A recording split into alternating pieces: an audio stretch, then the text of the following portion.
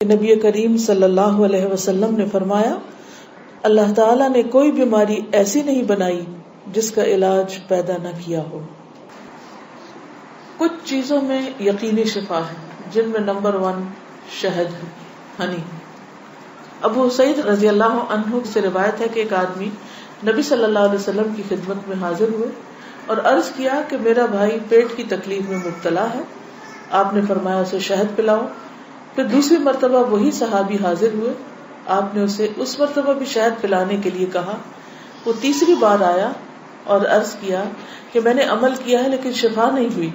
آپ نے فرمایا اللہ تعالیٰ سچا ہے اور تمہارے بھائی کا پیٹ جھوٹا ہے، اسے پھر شہد پلاؤ۔ چنانچہ انہوں نے پھر شہد پلایا تو اسے تندرستی ہو گئی۔ کیونکہ قرآن مجید میں آتا ہے کہ شہد کے بارے میں کہ وہ شفا ہے، فیہ شفاء للناس۔ کلونجی میں شفا ہے۔ نبی صلی اللہ علیہ وسلم نے فرمایا سیاہ دانوں میں ہر بیماری سے شفا ہے سوائے موت کے۔ عجوہ کھجور، رسول اللہ صلی اللہ علیہ وسلم نے فرمایا عجوہ جنت کے پھلوں میں سے اور اس میں زہر سے شفا ہے۔ یعنی اگر آپ سمجھتے کہ آپ کے جسم میں آپ کو بلڈ پوائزنس ہو گیا ہے یا ویسے آپ کے اندر بہت ٹاکسنز ہو گئے ہیں تو اس صورت میں بھی آپ اس سے فائدہ اٹھا سکتے ہیں۔ نبی صلی اللہ علیہ وسلم نے فرمایا جو شخص روزانہ چند عجوہ کھجوریں کھا لیا کرے اسے اس دن رات تک زہر اور جادو نقصان نہیں پہنچا سکیں گے۔ بعض جگہ 7 کھجوروں کا ذکر ہے اور بعض اس میں چند دانوں کا ذکر ہے۔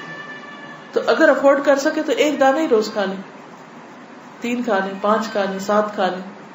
لیکن یہ ہے کہ ایسے شخص کو اگر کوئی زہر بھی دے یا اس کو کوئی جادو کی کوشش کرے تو اثر نہیں ہوگا۔ اسی طرح برنی کھجور کی قسم ہے۔ رسول اللہ صلی اللہ علیہ وسلم نے فرمایا سب سے بہترین کھجور برنی ہے، وہ بیماری کو دور کرتی ہے اور خود اس میں کوئی بیماری نہیں ہے، یعنی شفا کا ذریعہ ہے۔ پھر زمزم۔ ابو جمرہ کہتے ہیں کہ میں ابن عباس رضی اللہ عنہ سے لوگوں کے بے قابو ہجوم کو دور رکھتا تھا۔ ابن عباس ایک اسکالر تھے، مفسر قرآن، تو لوگ ہجوم کر دیتے تھے ان پر، لیکن کچھ عرصہ نہ جا سکا۔ بعد میں جب حاضر ہوا تو ابن عباس نے مجھ سے اتنے دن نہ آنے کی وجہ پوچھی۔ میں نے عرض کیا کہ مجھے بخار ہو گیا تھا۔ ابن عباس کہنے لگے کہ رسول اللہ صلی اللہ علیہ وسلم نے فرمایا بخار جہنم کی گرمی کے اثر سے ہوتا ہے، اس لیے اسے آب زمزم سے ٹھنڈا کیا کرو۔ یعنی بخار کے مریض کو آب زمزم پلائیں بھی، ماتھے پہ پٹیاں بھی کریں، چھڑکاؤ بھی کریں، کسی بھی طریقے سے اس کو ٹھنڈا کریں زمزم کے ساتھ۔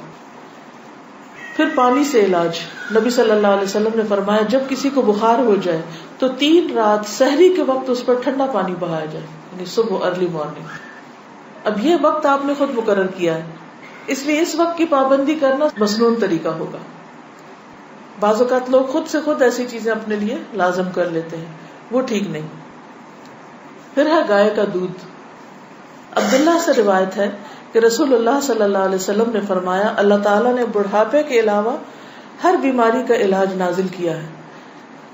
گائے کا دودھ لازمی طور پر استعمال کیا کرو کیونکہ یہ ہر قسم کا درخت چرتی ہے، یعنی جو جانور مختلف درخت چرتے ہیں پھر ان کے دودھ کے اندر اس کا اثر آ جاتا ہے، یعنی وہ ایک طرح سے ان کے دودھ میں بہت ساری میڈیسنز خود بخود شامل ہو جاتی ہیں۔ حجامہ کے ذریعے علاج۔ ابن عباس بیان کرتے ہیں نبی صلی اللہ علیہ وسلم نے فرمایا بہترین دن جس میں تمہیں سینگی لگوانی چاہیے وہ چاند کا 17واں، 19واں اور 21واں دن ہے۔ معراج کی رات فرشتوں کے جس گروہ کے پاس سے بھی میں گزرا اس نے یہی کہا اے محمد صلی اللہ علیہ وسلم سینگی لگوانے کا اہتمام ضرور کرنا، یعنی حجامہ ضرور کروانا۔ فرشتوں کی ہر جماعت نے آپ کو یہی مشورہ دیا۔ انس رضی اللہ عنہ کہتے ہیں کہ رسول اللہ صلی اللہ علیہ وسلم نے فرمایا جب تم میں سے کسی کا خون بھڑکنے لگے، یعنی بلڈ پریشر ہو جائے، بی پی ہائی ہو جائے، تو وہ سینگی لگوائے، کیونکہ خون کے جوش مارنے سے آدمی کی موت واقع ہو سکتی ہے۔ یعنی بعض اوقات بی پی کے ہائی ہونے سے انسان مر سکتا ہے۔ پھر کھمبی کے پانی میں شفا ہے۔ کھمبی جو من کی ایک قسم ہے جس کو یہ کہتے ہیں مشروم، اور اس کا پانی آنکھ کی دوا ہے۔ عود ہندی میں شفا ہے۔ ام قیس سے مروی ہے کہ میں اپنے ایک لڑکے کو لے کر حضور صلی اللہ علیہ وسلم کی خدمت میں حاضر ہوئی۔ میں نے اس کی ناک میں بتی ڈالی تھی، اس کا حلق دبایا تھا، چونکہ اس کو گلے کی بیماری ہو گئی تھی. آپ نے فرمایا تم اپنے بچوں کو انگلی سے حلق دبا کر کیوں تکلیف دیتی ہو؟ یہ عود ہندی لو، اس میں 7 بیماریوں کی شفا ہے. ان میں سے ایک ذات الجنب، پسلی کا برم یعنی کہ نمونیا. اگر حلق کی بیماری ہو تو اس کو ناک میں ڈالو، اگر ذات الجنب ہو تو حلق میں ڈالو. یعنی بعض چیزیں ناک کے راستے بھی ٹپکائی جا سکتی، بعض گلے میں ڈالی جا سکتی. جنگلی بکری کے گوشت میں شفا، ہنٹنگ کا جو گوشت ہے نا. انس بن مالک سے روایت ہے کہ رسول اللہ صلی اللہ علیہ وسلم نے فرمایا ارق النساء سے شفا حاصل کرنے کے لیے جنگلی بکری کے ران کے اوپر والے کمر سے متصل حصے کو پگھلایا جائے، پھر اسے 3 حصوں میں تقسیم کیا جائے اور مریض نہار منہ 3 دن یعنی ہر روز ایک حصہ پیے. یعنی اس کو سوپ بنایا جائے، پگھلایا جیسے مراد یہ کہ اس کو بالکل اس کو ملیدہ بنا لیا جائے. کون سے حصے کو؟ ران کے اوپر کے حصے کو. تلبینہ. عائشہ رضی اللہ تعالی عنہا بیمار کے لیے اور میت کے سوگواروں کے لیے تلبینہ پکانے کا حکم دیتی تھی اور فرماتی تھی کہ میں نے رسول اللہ صلی اللہ علیہ وسلم سے سنا ہے کہ تلبینہ مریض کے دل کو سکون پہنچاتا ہے اور غم کو دور کرتا ہے. مہندی.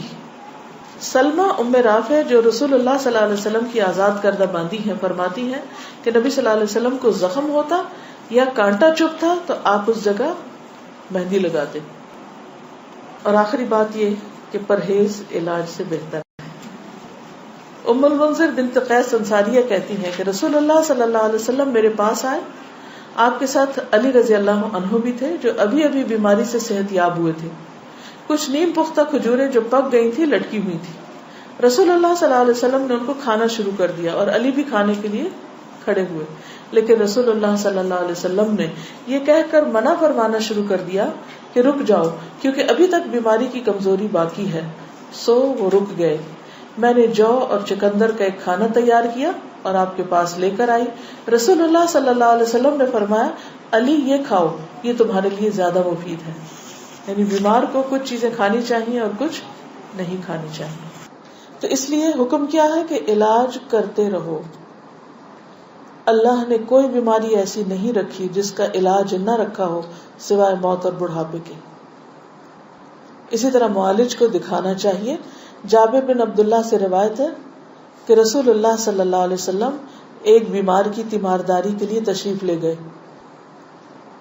اور فرمایا تم لوگ اس کے لیے کوئی طبیب کیوں نہیں بلاتے؟ انہوں نے کہا اللہ کے رسول صلی اللہ علیہ وسلم آپ بھی ہم کو یہ حکم دیں گے، یعنی آپ بھی کہتے ہیں کہ ہم طبیب کو بلائیں. آپ نے فرمایا اللہ تعالیٰ نے جو بیماری اتاری ہے اس کی دوا بھی نازل کی. تو طبیب یا معالج کو دکھانے کا حکم کیوں ہے؟ اس لیے کہ وہ صاحب علم ہے، صاحب تجربہ ہے، اس کے پاس ایکسپیرینس ہے. تو جب انسان کو کسی بھی چیز کے بارے میں علم نہ ہو تو حکم کیا ہے قرآن کا؟ فَاسْأَلُوا أَهْلَ الذِّكْرِ إِن كُنتُمْ لَا تَعْلَمُونَ.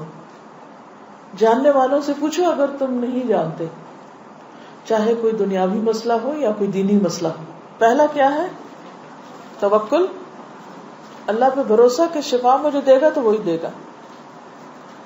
اور جو بھی کچھ کرے اس میں یہ نہ سمجھے کہ اس چیز کے اندر کوئی چیز ہے وہ اللہ ہی نے ڈالی اس وقت.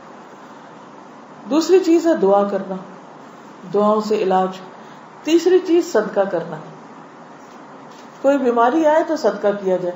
ہمارے عام طور پر کالے بکرے کا صدقہ کیا جاتا ہے، تو اس کے لیے ضروری نہیں آپ چاہے بکرے کا کریں، چاہے مرغی کا کریں، چاہے کسی چڑیا کا کریں، چاہے کوئی بھی صدقہ کریں، چاہے کھانے کی چیز کا کریں یا کوئی کپڑے کا یا کسی بھی شکل میں. حضرت حسن بصری سے روایت ہے کہ رسول اللہ صلی اللہ علیہ وسلم نے فرمایا داؤ مرضاکم بالصدقہ، اپنے مریضوں کا علاج صدقہ کے ذریعے کیا کرو. یعنی آپ کو کوئی تکلیف ہوئی فوراً جا کے صدقہ نکال دیں.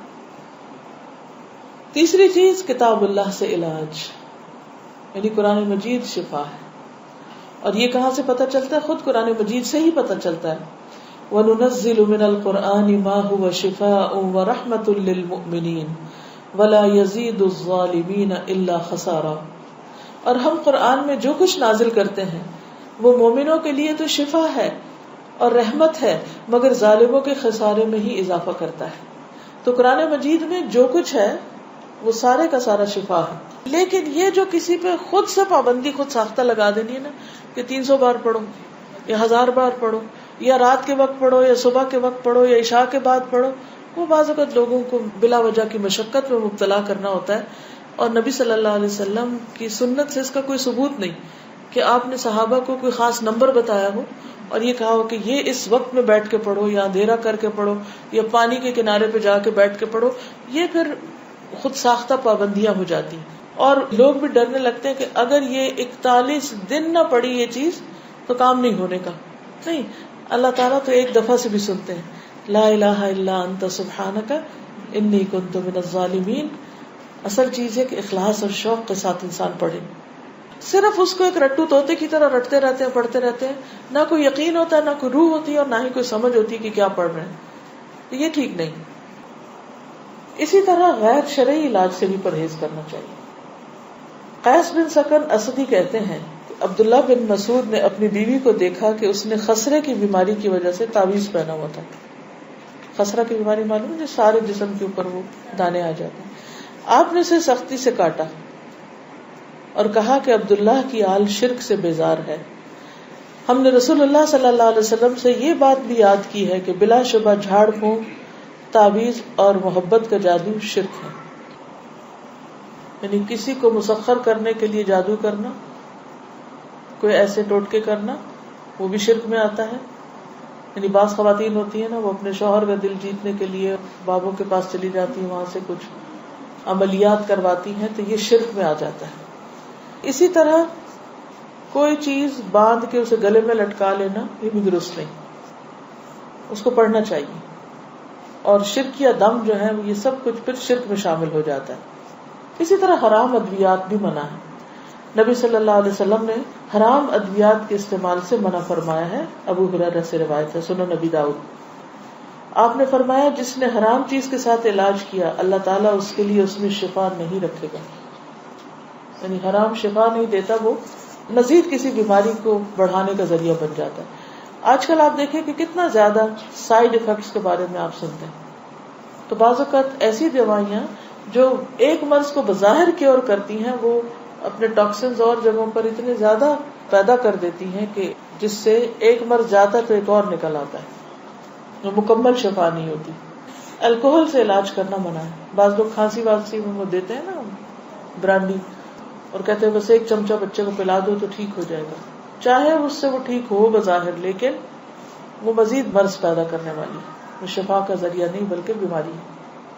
نبی صلی اللہ علیہ وسلم نے جو فرمایا کہ 3 چیزوں میں شفا ہے، اس میں ایک شربت اصل، شہد پینا، اور دوسرا شرطت محجم، یعنی اس کے کٹ میں وہ جو حجامہ والا کٹ لگاتا ہے، اور تیسرا داغنا. تو میں تمہیں داغنے سے منع کرتا ہوں. 2 طریقے ٹھیک ہے، شربت اصل ٹھیک ہے، شرطت محجم ٹھیک ہے، لیکن داغنا ٹھیک نہیں.